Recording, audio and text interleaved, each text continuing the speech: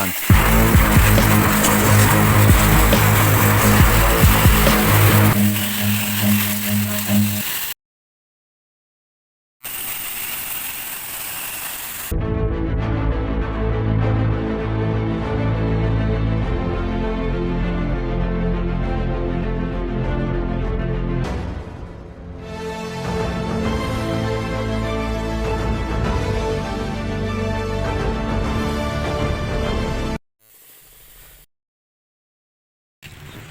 Yan, good morning mga kahimas. Yan. Magandang umaga po sa inyo mga kahimas. So, meron tayong another tutorial na naman para sa mga bago natin viewers. At unang-una sa lahat ay shoutout sa mga silent viewers dyan, mga baguhang pasok at mga subscriber ng mga baguhan dyan. So thank you. So, meron tayong Toyota Altis engine wash tutorial 2014 model. So meron siyang cover. Ayun, inalis ko lang mga kahimas para malinis na maayos.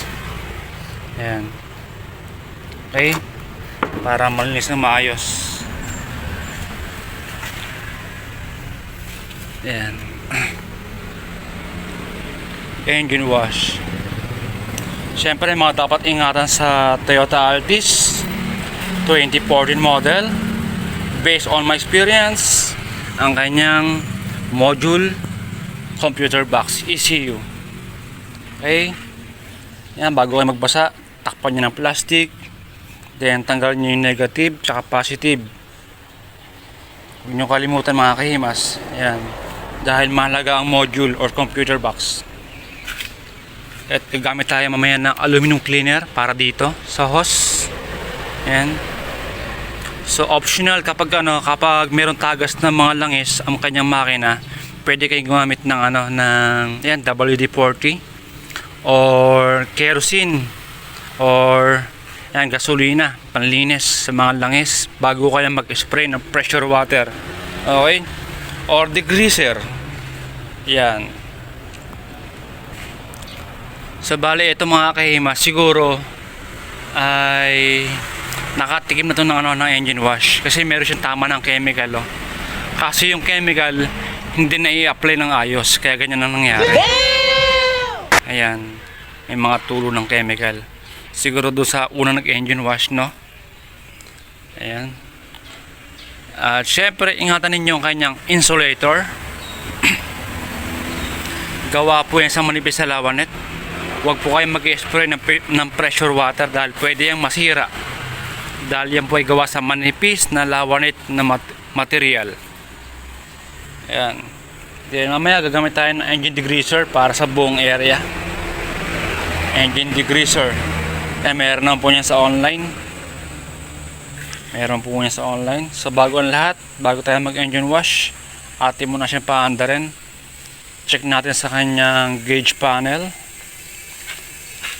Paandarin natin kung may ang check engine.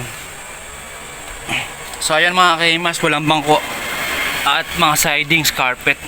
Dinetailing ko kasi ito. Ayan, hindi ko na ipakita yung medyo mahaba kasing video yung uubusin. Mapupuno yung memory card ko.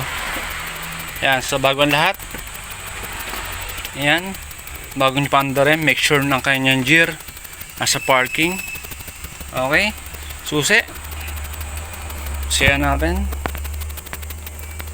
So ayun mga kahimas, wala siyang check engine. Siyempre pintuan lang nakabukas. Ayan, kanya mga pintuan. Dari natin.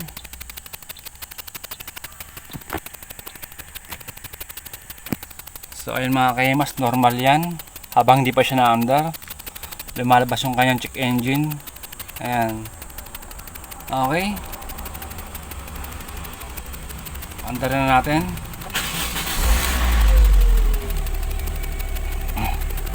Ayan mga kahimas, walang check engine. So meron siyang lumabas na na ilaw. Ang brake system. Ayan. Ayan yung kanyang brake system. Okay. So kailangan after natin mag engine wash, ganyan pa rin yung lumabas sa ating isa sa gawang engine wash nitong Toyota Altis 2014 model. Okay? Yan, para sa mga baguhan. Sa gusto mag engine wash, mga baguhan dyan, ay pwede nyo bisitahin ang aking YouTube channel for more tutorial ng mga engine wash. Samut Sari. Okay, meron na ako dyan ang Montero, Fortuner, Toyota Hilux, Everest, NB350, Grandia, Tucson, Vios, Honda Civic, Honda City, Subaru, Ford Raptor, meron po ako dyan Everest, Waltruck, meron po ako dyan sa akin channel mga tutorial niyan. Ayan, Mobilio, meron din po ako, Picanto, meron din po ako dyan sa aking channel ng mga engine wash. Yan, para sa mga baguhan, sa mga gustong mag DIY dyan. Yan, shoutout sa inyo. Yan.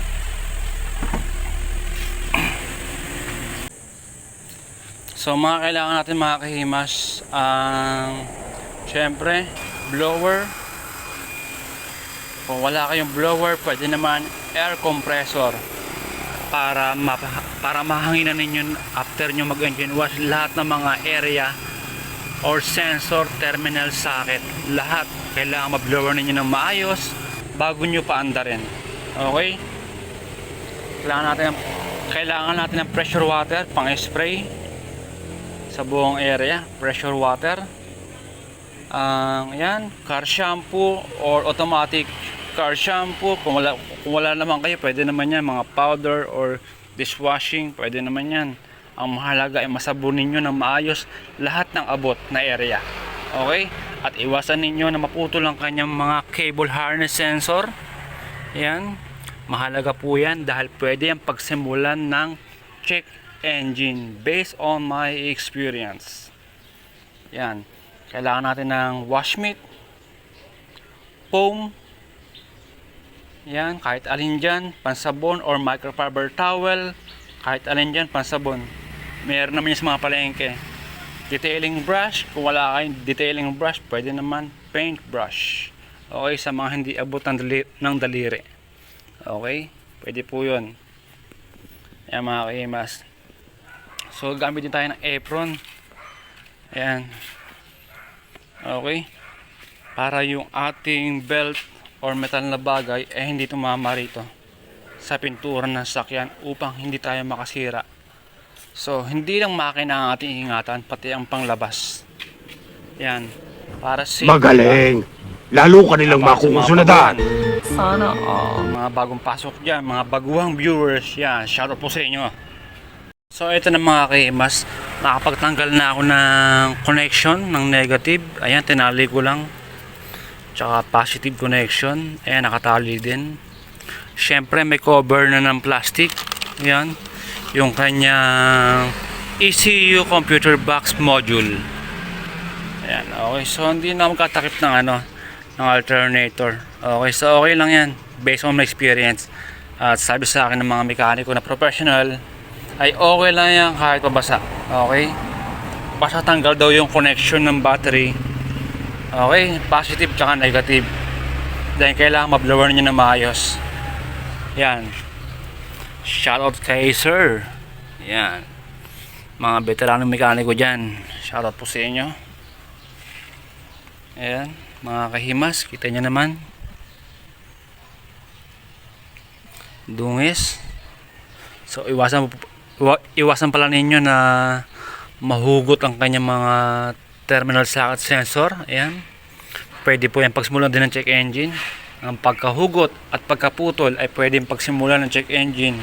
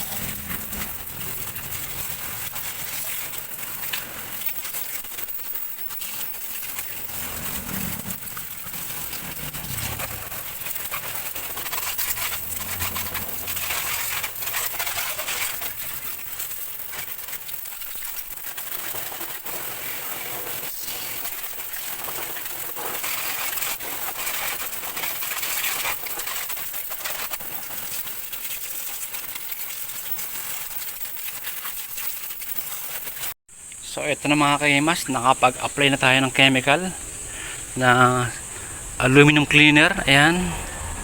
Okay, yung aluminum cleaner meron po niya sa online. Shopee or Lazada meron po niya aluminum cleaner. Okay. So kung saan gagamit kayo, ay pinakamainam gamit kayo ng face mask, face shield, tsaka gloves dahil mahapdi sa kamay. Okay? Para hindi maapektuhan ng inyong kalusugan. At gamit na lang tayo ng engine degreaser sa lahat ng panel, plastic, top coat panel. Nakagamit tayo. Siyempre sa hood, okay na rin. Nagamitan na natin ng engine degreaser. Tayo naman ay magkasabon. Ayan, kung wala kayong car shampoo or automatic car shampoo, pwede naman yan kahit mga detergent, dishwashing. Meron tayong washmeat, ayan, or microfiber towel, pansabon, kahit alin dyan pwede.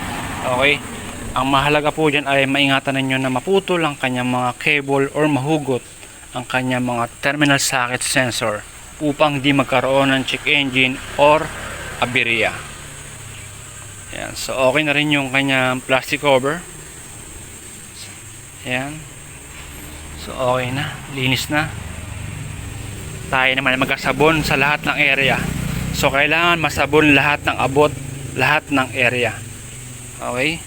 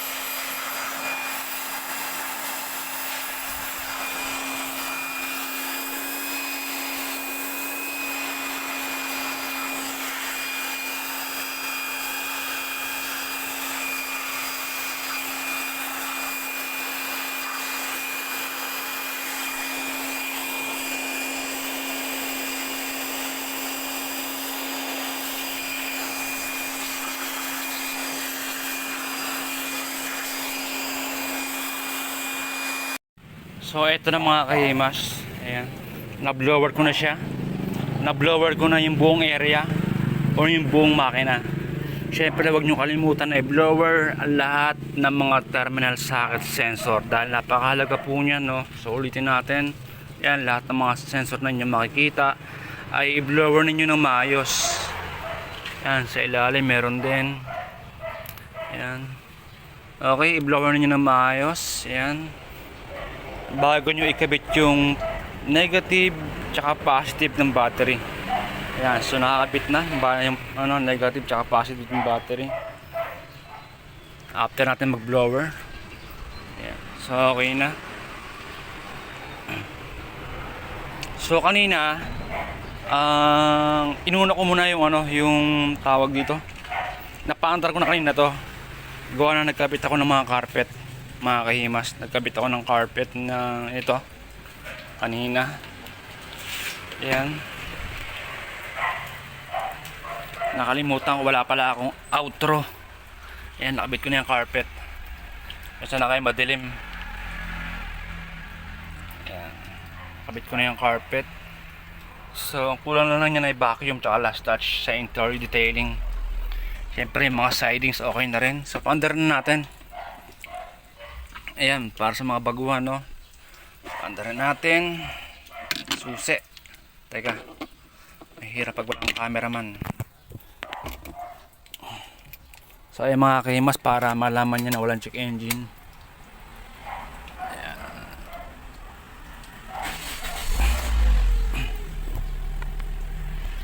So ayan mga kahimas, same pa rin nung una natin ginawa. So wala siyang check engine. Yeah, Ang nakalabas lang na indicator ay yung kanyang lights ay ayan, brake system.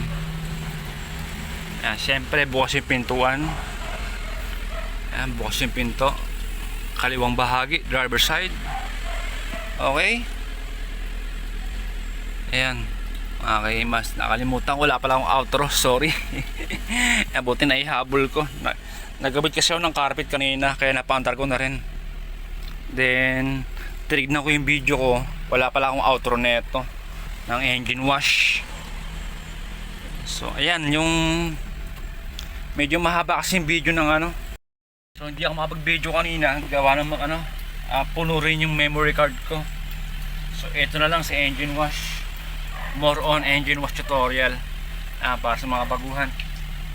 And unang-una siyempre sa lahat, shoutout sa lahat mga bagong subscriber, silent viewer na lagi nandiyan sa akin, nag-aabang na aking mga tutorial. Shoutout po sa inyo. Ayan mga kahimas, maraming salamat sa panonood. Ayan, so okay na. Yeah, andar naman siya. Wala check engine.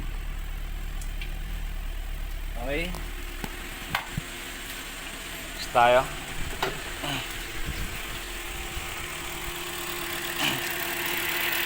Ayan.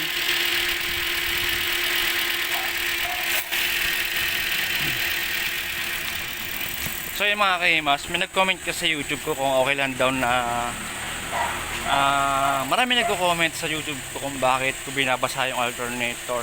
Siyempre, hindi ko babasahin niya kung wala akong experience at hindi ako nagtanong sa mga mekaniko at syempre sa mga gumagawa ng alternator kung pwedeng basahin niya. So pwede daw pong basahin niya, basta ang mahalaga ay mablower niya ng maayos. Yung sabi sa akin ng mga gumagawa ng alternator. Kaya yun, binabasa ko siya, hinugasan ko na rin, sinasama ko sa hugas. Pero nasa inyo po yun, no? Sa mga gusto mag engine wash, pwede nyo rin naman takpan ng plastic cover hanggang ilalim. Yung huwag nyo katutukan ng pressure water. Then syempre bago kayo magbasa mga kahimas, bago nyo basahin ng tubig yung buong area, make sure yung module ECU computer box ay inyong takpan ng plastic. Then yung kanyang positive tsaka negative connection ng battery, tanggalin nyo para safe na safe. Yan sabi sa akin ng mga mekaniko, ng mga pioneer. Okay, yan nawa po yun, meron naman kayong nakuha na ng idea or tutorial sa aking mga tutorial. Ayan. So yung cover nya nandun sa compartment, hindi ko pa nagkakabit, pero okay na rin yun, malinis na rin. Ayan, okay na rin siya.